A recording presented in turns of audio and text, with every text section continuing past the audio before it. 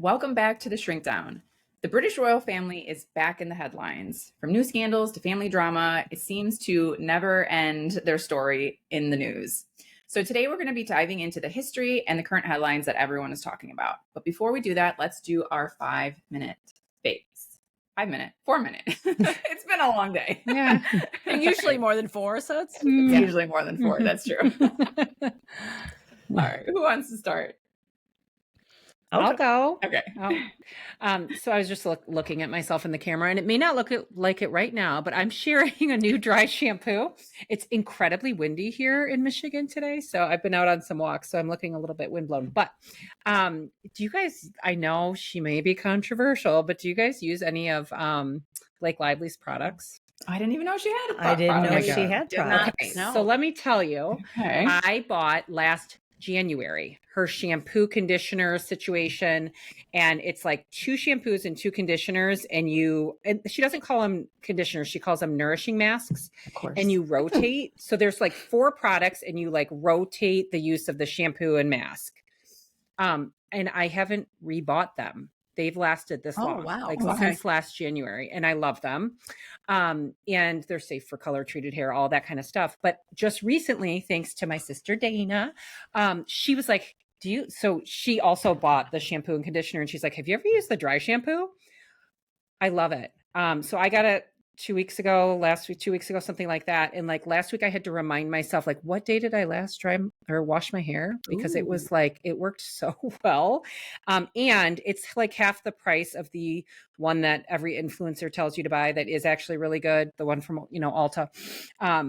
It's like $40, the advanced living proof one or whatever. One that I use today and go living through. proof. I love that one too. It is so good, but I'm always like, God damn it, it's so expensive. I know. It's so buy expensive. 10 of them. This is exactly my problem. And so Dana and I both have tried it, and so her brand is called, I think it's called Blake Brown. I was just going to look it up. Blake Brown.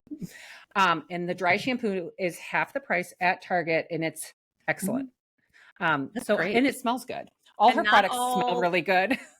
And not all dry shampoos are equal. They are not. And I will tell you, so far, this is right there with the advanced dry shampoo, living proof, whatever, and half the price. So that is high praise, because I have gone through a million dry shampoos. Same, which is why I keep going back.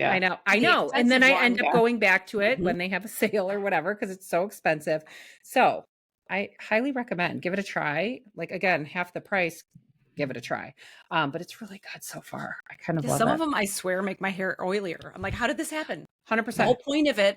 And you read an article and it tells you how good this one is, and you don't have to spend very much. And then you get it and you're like, now I have an entire bottle of this stuff that, Well, as a brunette too, like some of them leave your hair does not have the white.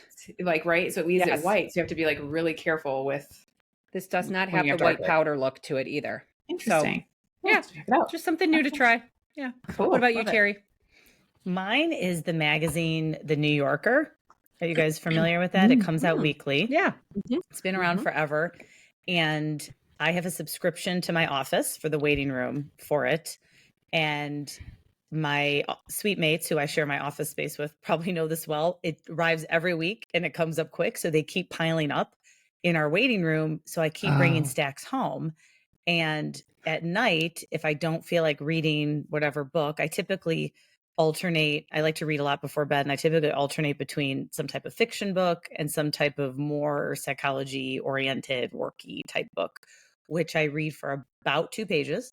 And then I put down and then I read my interesting fiction book. But when I don't feel like diving in or in between books, the articles are phenomenal. I think they would appeal to people of all ages and backgrounds. I'm going to start offloading some of them to friends and family because they're really starting to pile up. But I catch myself really in-depth articles. I have a subscription to my house to Vanity Fair, which I loved. I've had a Vanity Fair subscription for probably 20 years because they also just have really good journalists, really in-depth articles. You can really dive in and on a particular topic. But the New Yorker almost might be better than Vanity Fair. So if you are somebody who likes long format, more in-depth articles, magazine articles on a variety of topics, I would highly recommend the New Yorker. I don't know if you can buy it at like a store or airport, I think you can, or if it's subscription only. I think so. I think you can. And then I think also, so. I feel like I've seen it. Yeah, the subscription is worth it for the paper. I mean, I'm a big paper reading person. I don't read a lot digitally, but Same. it does come with a subscription to access New Yorker articles digitally. So that's been really cool too, because there's a lot that that's what made me get the subscription, is that it piqued my interest, because I was always trying to click and hitting a paywall. Yeah. And I'm like, I want to read these. I might as well get a subscription for my office.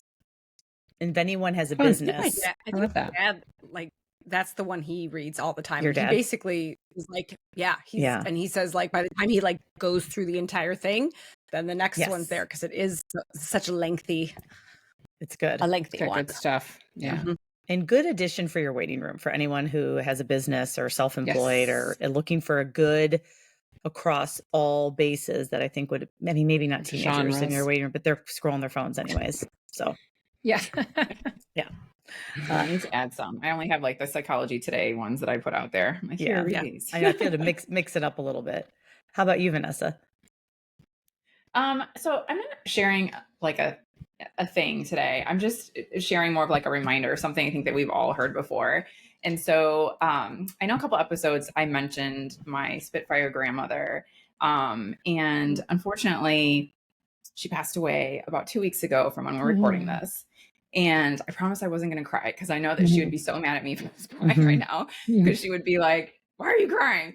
But she lived till she was 96, which is just amazing. She like lived such a like long, amazing life. And until this like last year, I will say she was completely with it there, and, just, always giving out advice. And so I'm using my fave time to just remind everyone to reach out to your family, whether it be a grandma, your parents, cousins, friends that you haven't seen, that don't live nearby, but just anyone. And just really, just again, one of those reminders we see, you see memes all the time, you hear people say this, but I just wanted to say it because I think it's just so important. And I know the holidays are coming up, but, send the message, send the text, make the call, send the email, write the letter, take the trip, visit. So, because you just never know, I knew that my grandma wasn't going to live forever, and she was already 96. And about 2 years ago, I decided, like, I'm just going to go visit her.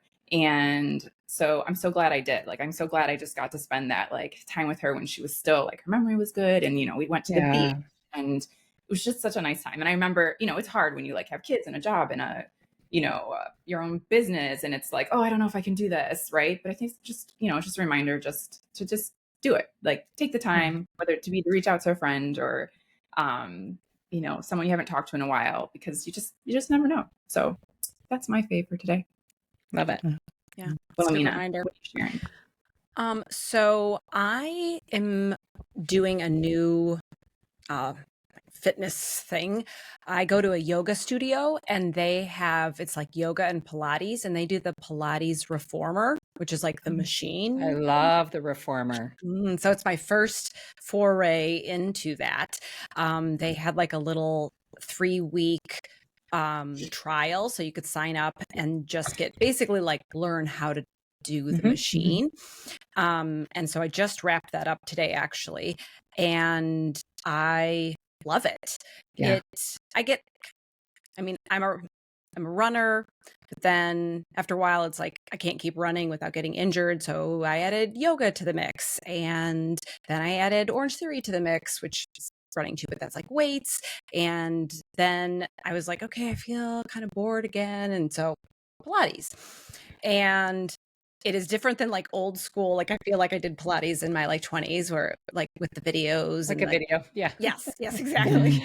Very different from that. Very different. Yeah. And I will say the machine's a little intimidating. When you see it, you're like, is this contraption. some sort of torture device? It feels like a torture chamber. Yes. Yeah. But I will say we do these things. And again, I'm on like the very intro class, and I was finding myself sweating. And it's such simple movements. Like, you're like, this isn't going to be a workout, but they make you go so slowly and make you focus exactly on like the muscle that you're working in isolation, that it is really great for building muscle and strength without the strain. because you're using your own like body weight essentially. And I was laughing because we were doing like a core thing today, and it was like, make sure your lower back is down and make sure you're breathing and all of this.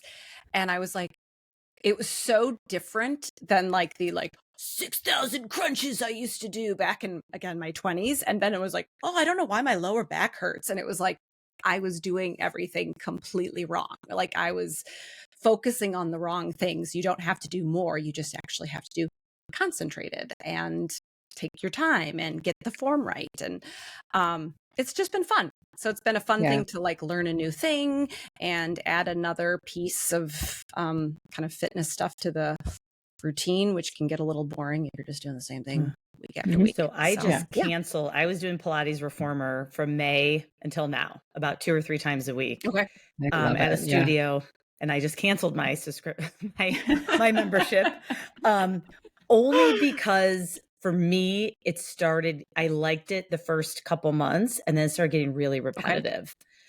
And so, yeah. And I think that's fine. I just think for me, it's very like rooted in like dance technique almost. Yes. It's so really, it didn't, I think I probably will go back to it at some point because I do think it was valuable and I really liked it for my frozen shoulder and other things. And I think it was really helpful with the armbands. A lot of athletes do the reformers. Yeah. Like heavy duty, like high contact sports, like football players and things like that. A lot of them will do the reformer. Yeah. Because it is so good. So it was good. Well, that'll be interesting because see how, I'm curious how, if it sticks for you or not. And I gave it a really good try and I think I'll probably go back to it, but it really, for my attention I've done it for span, years off and on. Yeah. It started to get predictable. I've never tried it. I've done like regular Pilates, but I've never tried it. reformer. Oh, it's totally different. Yeah. I mean, I haven't done it, but I've watched like I've seen videos and it looks very different than very deep muscle work. Yeah. Now, is it different than like, or is it like Pilates or yoga, where I would go to some yoga studios, and it would be like the same class. And I was like, oh my gosh, again, we're doing this. It's and very dog, and then instructor. For me, it was very instructor different. Okay. But I also I was only able to go to certain classes at certain times. So I ended up hitting the same instructor. And then I'll stop so we can move on. But I had to pause. My husband was traveling a ton for work. I wasn't going to be able to get there for like 6 weeks. Like I just looked at my schedule. I looked at my personal schedule and I went to pause my membership. They wanted to charge me this crazy multiple $100 fee, etc. So then I just impulsively said, cancel my membership. I'm done. So part of it was like, sort of got into this. It's not inexpensive. It's not. Isn't that weird? It's so weird of me to do something impulsive like that. So I think that's I had a bit of a falling out with that particular studio. So we won't be taking that. Yes, won't be going back. I think any style of exercise, I really do think that the instructor can make it or break it. The instructor, I used to be the same way with spin. Like I used to be obsessed with spin. I went to spin classes a million times, like all the time. And there were certain classes where I was like, oh, this instructor, I can't and then I could do it with the same, it would depend on the music, whatever. So I think that also plays a role into whether you continue to go.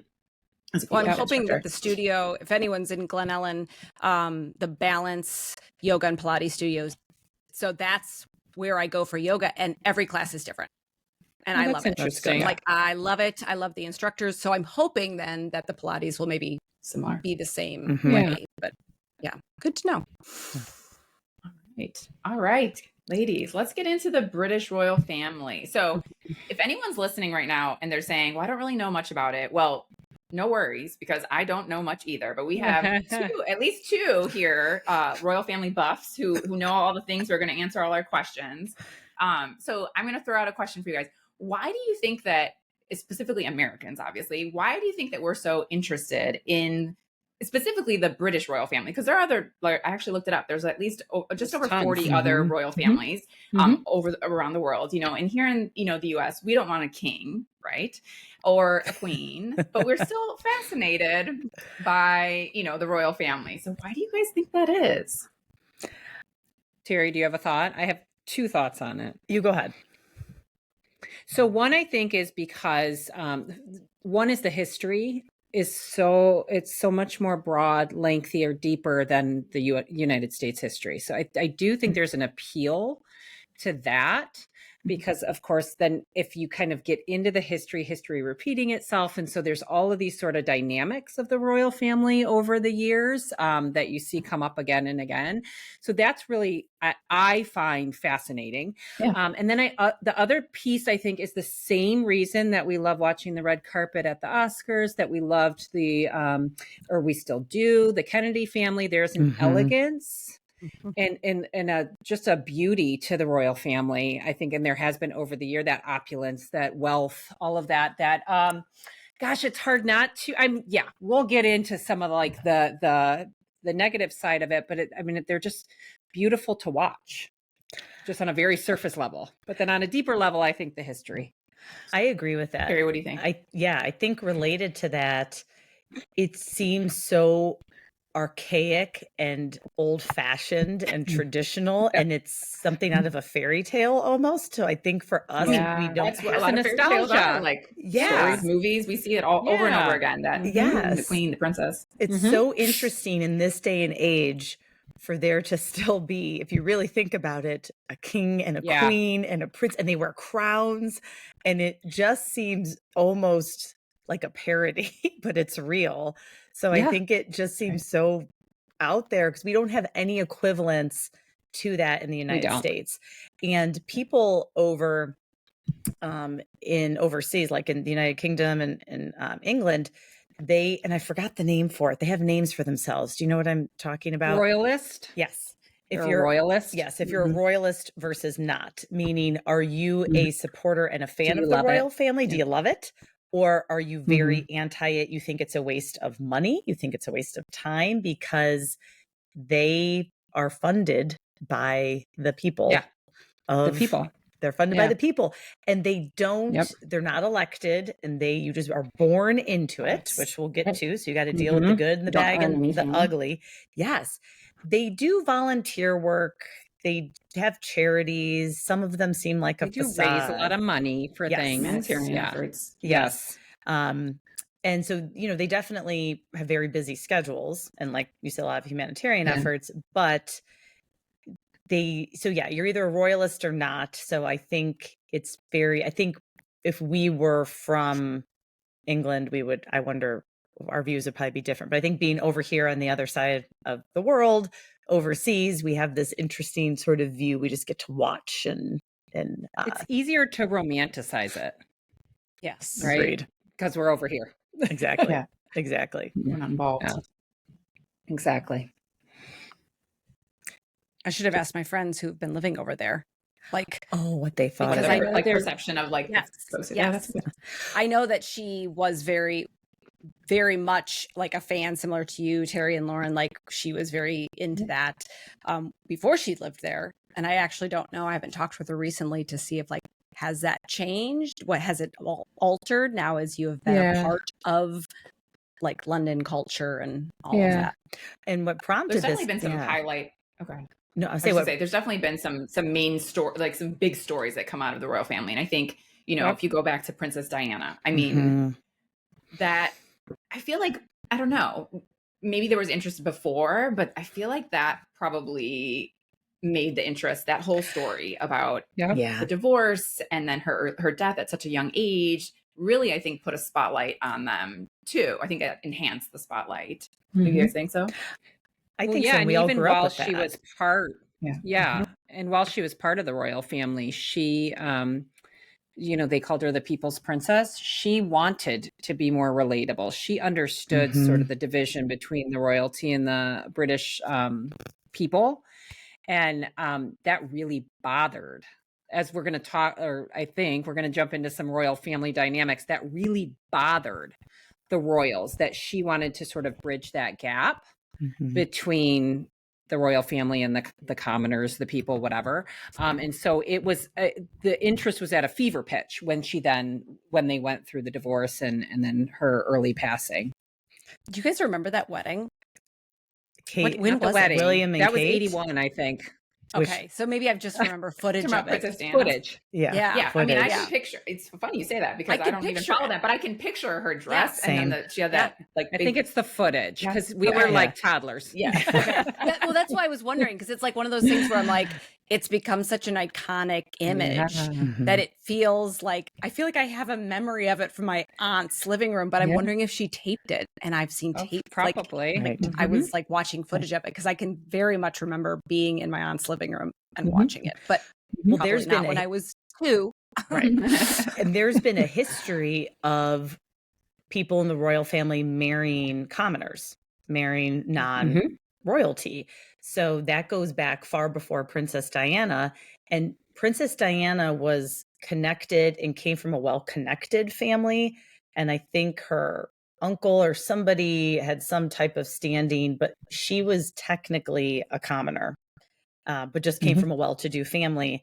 And so, but even before her, there was that Wallace Simpson who married the king's brother. He was actually supposed to be king, but then he defected because he married her and she was divorced.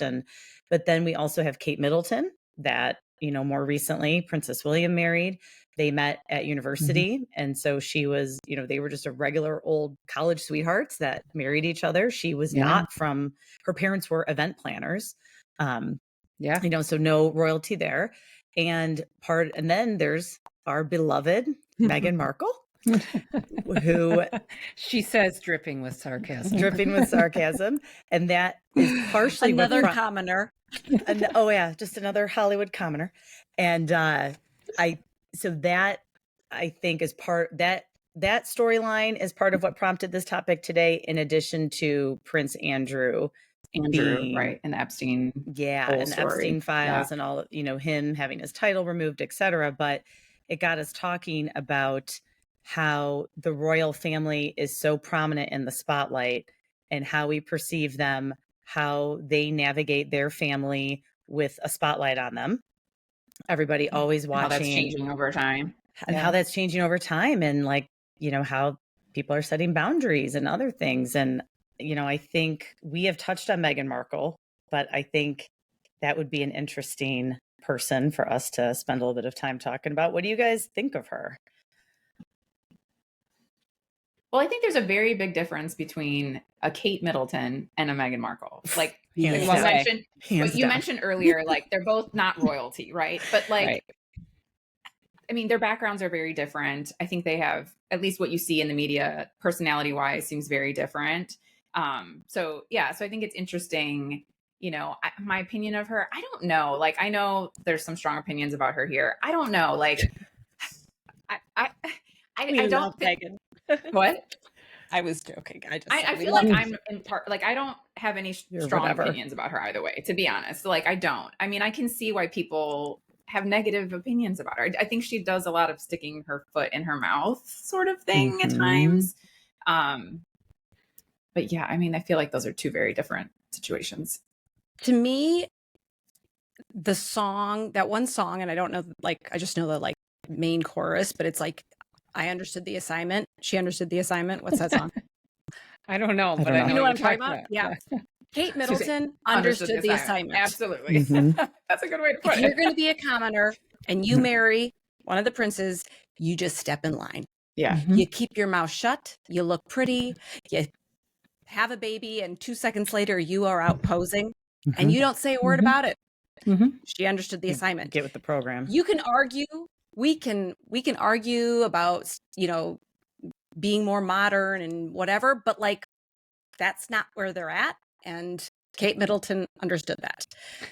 Meghan Markle, I was trying to find this because I couldn't remember if I texted the group or if I just texted you, Terry, but I was like, Meghan Markle wants to put into the spotlight any aspect of herself or her story that she is going to get the most coverage for.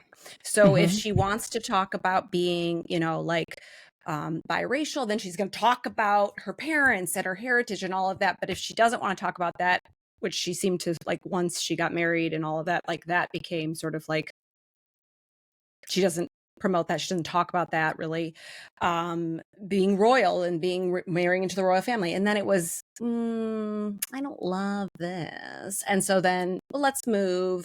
And then I want to be, I just hate the spotlight. Like, that's just too much. It's just that the people are following me around all of the time. It's really just not great. But then she moves to the US and is like, she's like chasing cameras. Like, give me a show. She's putting them in her living room to record her reaction. Right. So I'm like, she just wants to be whatever is going to make her look good and get her the most coverage. That's fine.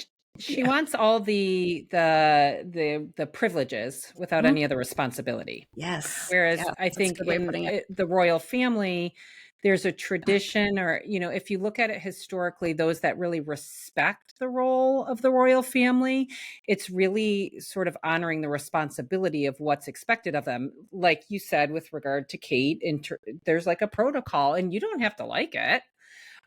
But there's a responsibility there, and that's very different than, I think there's a sense that Meghan wanted to criticize everything and change everything without really understanding the history behind it. And I think there's room for change, which would connect us to the other sort of story in the news right now about Prince Charles and William, or I'm sorry, King Charles and Prince William, really wanting to change the narrative and really strip Andrew of all the titles, to show that they are moving into more modern life and understanding that they cannot be sort of coddling to a family member, but have to take a stance on a real sort of moral issue. So I think there's room for change, but if we kind of go back to Meghan, it seemed as though, or she gives the impression as though she wanted all the privilege and all the attention without any of the responsibility. And that bothers people that bothers us when anybody does that in any walk of life. What did you expect? Yeah, she has a glaring, overt sense of entitlement that drips off of her. That entitleitist. Yes. Yep. And she, I think, wears a mask at times, and I think the mask slips often enough because she puts herself so prominently in the spotlight. It's impossible for her to maintain that facade and wear that mask 100% of the time. She can't keep it up. That sense of entitlement, I think she truly believes, I don't need to acquiesce and follow the royal standards. I have deemed and decided that's silly. There's a bit of grandiosity, I think, associated with that also. I know that narcissism is a really hot buzzword right now. And I think it's getting a ton of, attention in media, and especially social media. And it's very buzzworthy. And I think anyone who's confident is not a narcissist. I think that there is something called narcissistic personality disorder that we have in our diagnostic manual, the DSM-5, and it runs across the spectrum. And there's multiple types of it. And it's our stereotypical concept is a man who has, inflated sense of self and is arrogant and grandiose. So we don't often use that term with women as often as we do with men. Right. But Meghan, from what I have seen, and again, I have not evaluated her. I have not worked with anyone who's evaluated her. However, she seems to have a lot of those threads of more covert, stereotypical female type of narcissistic presentation. She tells pointless, easily refuted lies that she's been caught in during interviews in terms of her trying to present herself in a certain way. Like Lauren said, you're spot on. She wants all the privileges and is entitled to those without any of the responsibilities. She's very calculated and strategic. And I think she's not landing well with the public currently because she's inauthentic, because she's not actually putting in any effort. That's it. She's trying to be an influencer without putting in any of the hard work and effort. It's all just a facade, and she's expecting the attention. In fact, the fact that she can't see that people see through her mask provides more information for us of that entitlement, that she feels that I'm just going to convince and trick people of this is who I am, and people are going to believe it. Well, Terry, sorry, hang on a second. I was just going to ask, So she marries a prince. So how does he he comes across very different than she does. So how does that work out? I think he got bamboozled, and I think that he I mean, I really do. I think he got sold a bag of goods. He was pretty young and vulnerable still. Yeah, I mean, I think that would be a theory, right? I think he's like a lot of men who sometimes marry the person in front of them when they reach a stage of life where they want to settle down and have a family and have kids. And maybe they have convinced themselves that this is the right person because the time is right. And I think when he talks about her in interviews, she basically manipulated herself to be the perfect partner for him. So he said, I was going to take her on this trip to Botswana or Africa somewhere. He said, I was so impressed because I thought she'd be the typical Hollywood princess and have a huge suitcase. And I did read that. Yeah. And she just had this little bag and just like he would do. And she was ready to go. And she just had a little yoga mat and 1 or 2 outfits. And I was so pleasantly surprised. I think that when someone is an intimate partner with somebody with narcissistic tendencies, they're so close to the situation. And especially when sex is involved. And then when kids are involved, I don't think they are able to step back and have an accurate sense of what they're dealing with. I think Prince William and Kate Middleton got her number real quick. I think that they saw through her bullshit and they were able to pick up on that. They both seem, again, have never met them. They both seem really, they both personal buddies. Exactly. They both seem like pretty sharp individuals. And I think they picked up on her, and having lost your mom, when you're a young child and coming from a family where there's just a lot of expectations, there's clearly some trauma there. So perhaps that played a role too in his choice of his partner. Yeah. No one was more surprised than Harry when they went on their honeymoon and she had her 5 trunks with her. It's like, what happened to the last girl with her little yoga mat in her bag? Usually in marriages, when narcissism is in the mix, it's usually shortly after kids show up or even before kids show up, but after things are, the document has been signed is when people start to show their true selves. It doesn't really take very long. Yeah. Do you foresee them staying together? No. In the long run? No. They're going to get divorced. You think he's going to have a come to Jesus moment where he's going to say, I think he's going to go back. I think he's going to go back. Yeah. I don't think he's I actually already think based on when I see him out and about, he doesn't like the reaction that he's getting. Because she's not landing, the responses they're getting are very negative. And like being booed at the World Series Dodgers game. That is not, yes, exactly. So uncomfortable. Yes. So I'm like, he comes from basically a place where he is beloved. Literally royalty. Yeah. And he's coming here and being treated like Meghan Markle's bitch arm candy, and no one likes her. So he's just sort of just kind of the side piece. Someone no one likes. He looks like a shell of himself, and I could be. Yes, he does. He sounds like it too. Yes, even in that video you sent of her, he was like, his whole reaction sounds like I don't know what to do here. Like his laugh and his. Am I supposed to be performing because my wife is performing? Should I be performing also to keep up this facade that we're a happy family? I think what their relationship behind closed doors is very different than what we're seeing. And I don't even believe a lot of what we're seeing, but I think it's still very different when it's just the two of them. The other thing go ahead. I did not remember she was married before. Yeah. And wasn't it Terry, that article, he was, so. And the article you sent, how she asked for divorce. She basically a letter, got on the TV show. Yeah. She basically got on Suits. the TV show Suits. Basically, it sounds like was like, oh, now I'm famous. And mailed him a letter with her ring saying she wanted a divorce.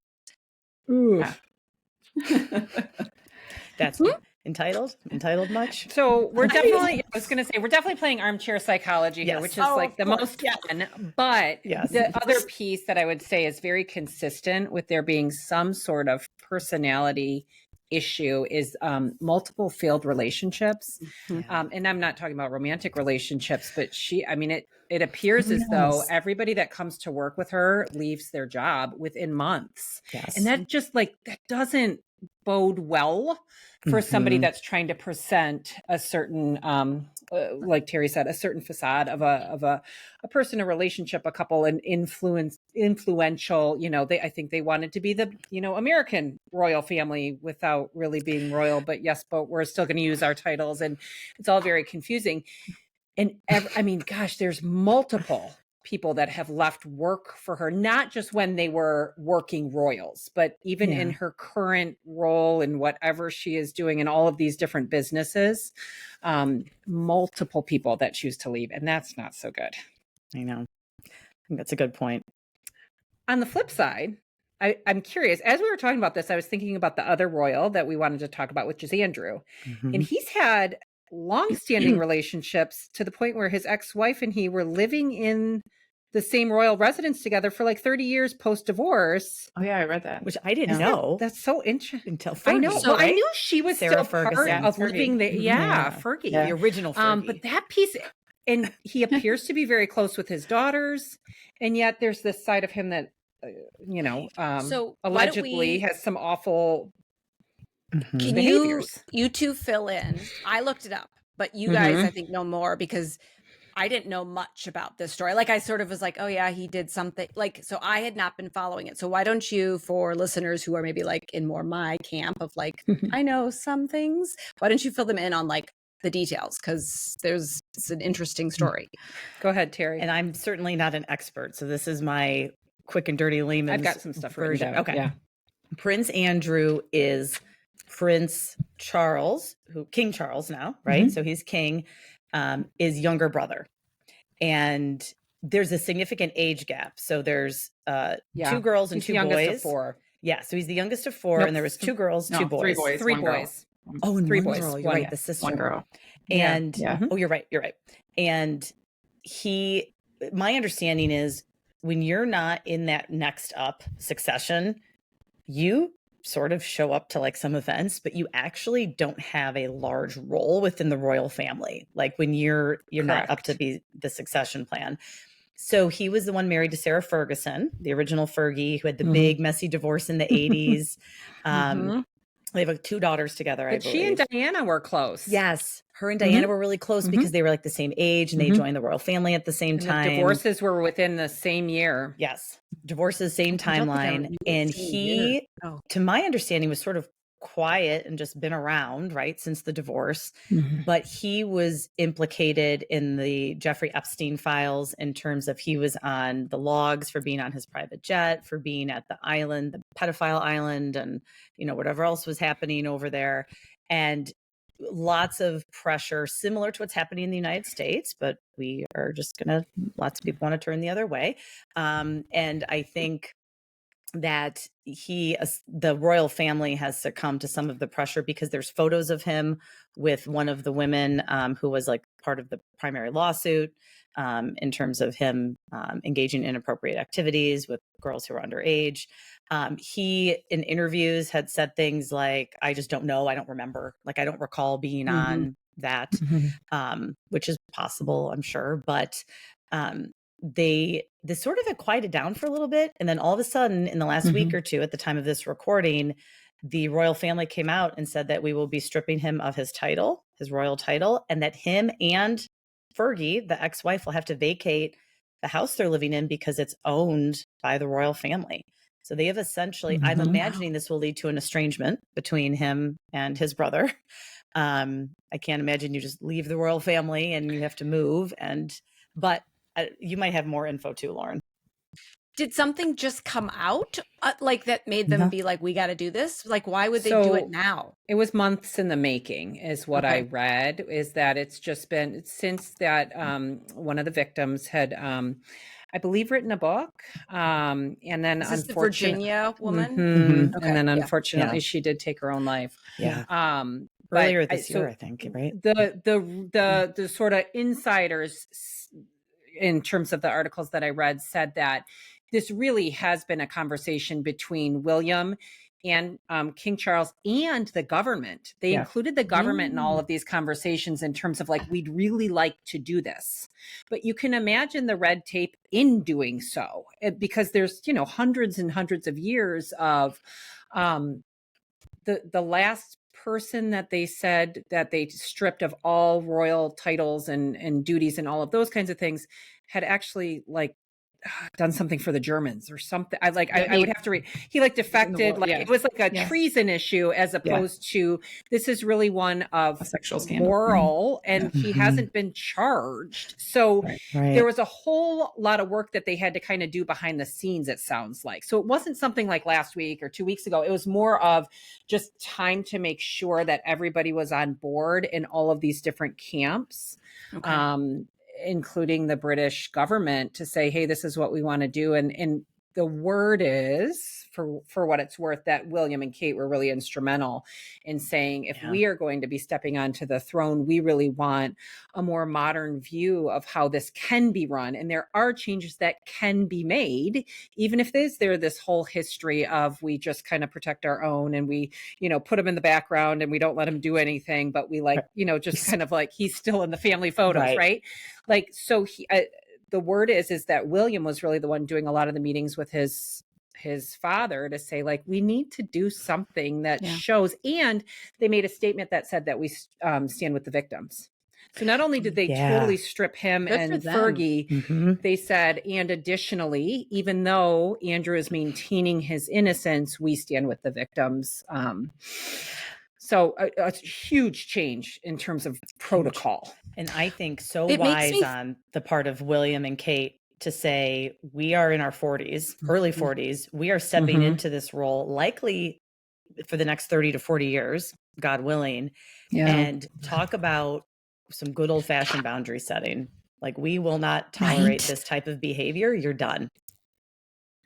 Good for them. I love it. Same. I love it. We don't have to have a law or a rule. We can just decide that that's what's happening. But what's driving that too is the fact that, a lot of people are, in their country are saying, like, do we really need to have a king and queen? And so part of this is really them trying to be more, stay relevant to, like, hey, we will stay with the times. Right. We can we can update to be more modern. Yeah. So they had to do something to increase public trust. For sure. Because if you take both of these situations and you have Harry and Meghan, though really Harry's been quite quiet of late, but in the last few years really publicly criticizing them from across the pond. And then you have this Andrew one. They had to do something. Yeah. So but yes, it's also you're right. hard, like, how, even if he's criticized, like, he's not right. It's kind of hard to be like, we're banishing you because you're criticized, right? Like, so there wasn't there's not a good reason yet to do anything about that, where this is very, I think, this was the one they could take by the horns and be like, we're doing something. Yeah. Because it helps the trust. I mean, if the people are going to pay for their life, they have to do something to ensure the people's trust. Right. Well, and what a good example of, like, boundary setting, right? Like, hey, here, we're going to redraw this line. So the first step of a boundary is, like, we're going to explain what it is. We're going to reset it. We're going to establish it, and then we're going to maintain it. And so here's what we're doing. We are not going to just allow people to sort of, like, have this title, get away with things because they have the title and they can. We are going to do things differently. And I think, to your point, Wilhelmina, just because it hasn't been done before doesn't mean that we can't. And Queen Elizabeth, if memory serves correctly, did start in a very small way. She made Charlotte eligible for because she would have been the first. It's Charlotte, right? It's not Princess Anne, her daughter. It's when Charlotte was born. That was something that I believe William and Queen Elizabeth decided together, that Charlotte could be in line for the throne. So that was like a small change, because to Wilhelmina's point, it was like this idea of, like, we've had this history of no boundaries when it comes to this, or we haven't had this as a protocol, but that doesn't mean we can't tell you as a public we're willing to change. I believe. And so I believe she sort of, planted a little seed of a little something. I think you're right. And again, she's like way down the line, but it was something that was almost more symbolic. And this is the same thing. It's very How we view symbolic. women. They're not, charging him with anything as the royal family. They're just saying, you need to literally leave the premises. Like, you're not it welcome reminds here me of anymore. our episode. Christmas. Right. It reminds me of our episode. I think it was actually like our family episode at the end of first season last year, where we talked about traditions and how all traditions, Terry, you said it, I think just like outright, you're like, all traditions eventually change, whether it's 5 years, 10 years, 50 years, whatever it is, they change. And it might be a slow evolution where eventually, like, when you look back, you're like, oh, we've really evolved this tradition and grown with it. Or it could be a market like, nope, it is the same until it is not. And it's a very drastic change. But like, traditions do change. They do. And so here they are being like, hey, we do have these traditions, but I guess we've listened to the people. And Prince Andrew probably won't be at Christmas. Right. He's So the first in the family photo, right? I mean, it also was kind of an easy, right? Because he's not in line for anything, right? Like it was definitely easy from the sense of like, I mean, I know that's hard to like, I mean, obviously it took them a long time to decide we're really doing this. Agreed. But in the grand scheme of things, I think it was kind of an easy one to kind of go for because he's not in line for anything. He doesn't do it. I mean, like, right. Like it's probably I no-brainer. will say William's very close with his cousins, the two daurs. So that piece had to be really hard. I think like people do. Yes, from a family perspective. I think Fergie is sort of a beloved character. So they really were impacting them all to say like, sorry, you're getting the boot. I believe there is some discussion of the daughters, which are Queen Elizabeth's granddaughters. Of maintaining their roles in the family and things like that. But yeah, I'm sure this was tough from a family perspective but you're right. I mean, he was the fourth of the like he wasn't doing anything. And I wonder what those two daughters, and you're correct in that they're prominent in the royal family. They actually are, not necessarily placeholders, but they often go to different events when William and Kate aren't available, and they're actually very active. They did a lot when she was going through her cancer treatment. Yes. They did a lot for William and Kate. Yeah, so they really lean on them in those roles. But you wonder in private how they feel about their dad being named and written about in this book, and there's that whole element to that too. So they might. I wonder what their relationship is like with their dad and how they feel about it, because that's some awful information. Detailed information to be privy to about what likely transpired. Like with Kate, and her cancer, like that was something that she couldn't just do in private, right? Like people were making all these speculations. I think it's so challenging too for them. They have to follow this protocol and there's all these things, but also like, could you imagine like your life being so like, just under a microscope, everything you do or you don't do or you do say or you don't say is being kind of, dissected, right? That has to be really hard, especially when you're going through something personal that, why are we privy to her medical like stuff? Like we're not. And like, she was almost, not to be dramatic, she was almost forced to. People kept speculating. She finally She had to come out and say, dramatic. Shut up, everyone. I have cancer. Forced. Right. Yes. Now, right. I do question why they didn't just come out with that right away, because part of the frenzy was that they were not saying anything. It wasn't clear. They were doctoring photos. And I was like, you guys sort of created some of this frenzy. Whereas if you had been like, hey, we are coming out right away. Kate's going through something. Please respect our privacy. I think they would have actually given them that space, but they created this frenzy by getting the secret. You can't be secretive like that in this day and age with like all of the social media and the people. Like you might have been able to pull that off 30 years ago. I think they, you live and learn, right? Like I think you're right. It was definitely a misstep. But going through something traumatic, they probably didn't know what they didn't know at the time. And then it was like, oh, we could have also just stayed quiet and not put out a fake photo. Like, right. I mean, cancer's one of those things where like, you just never know, like, right. You just never know what the outcome's going to be. Like, who knows what type, I mean, I don't know that we really have a good sense of what type of cancer she has. Right. And I'm sure that's scary to say, like, you don't know, right. Like what the outcome's going to be after you go through treatment. So I don't know.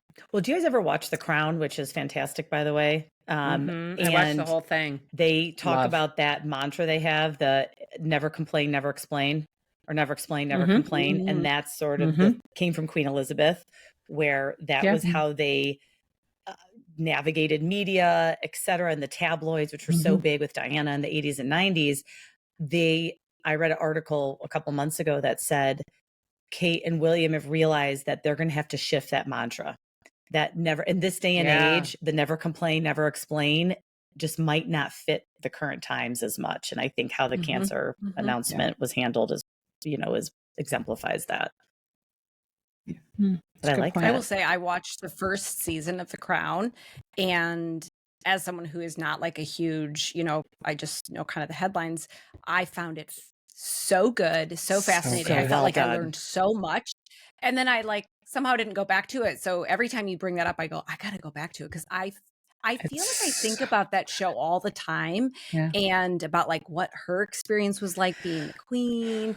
And like it really was, at least the season I saw was so good. Oh, it's so good, Wilhelmina. Do them all. Okay. Yeah. Watch them all. I will. It's really, really good. And they're making a Netflix is doing one on the Kennedys. I know. Well, Terry and I will be down for that one. Well, it's the same vein. So they're going to start with his father. The dad. Yeah. So they're going backward, and then they're going to go all the way to the present. That's like where they did in The Crown. That's where the Kennedy curse started. That's a whole nother topic. Terry, so they're going to do the same sequencing. Don't text me. Don't call me. I'll be barricaded in my room. Terry and I will have the same favorite when that show comes out. Yes. You guys can share it together. All right, it's ladies. Our little version of the royal family, right? Yeah. That's true. All right, ladies. Good chat today. Please join us next time on The Shrink Down.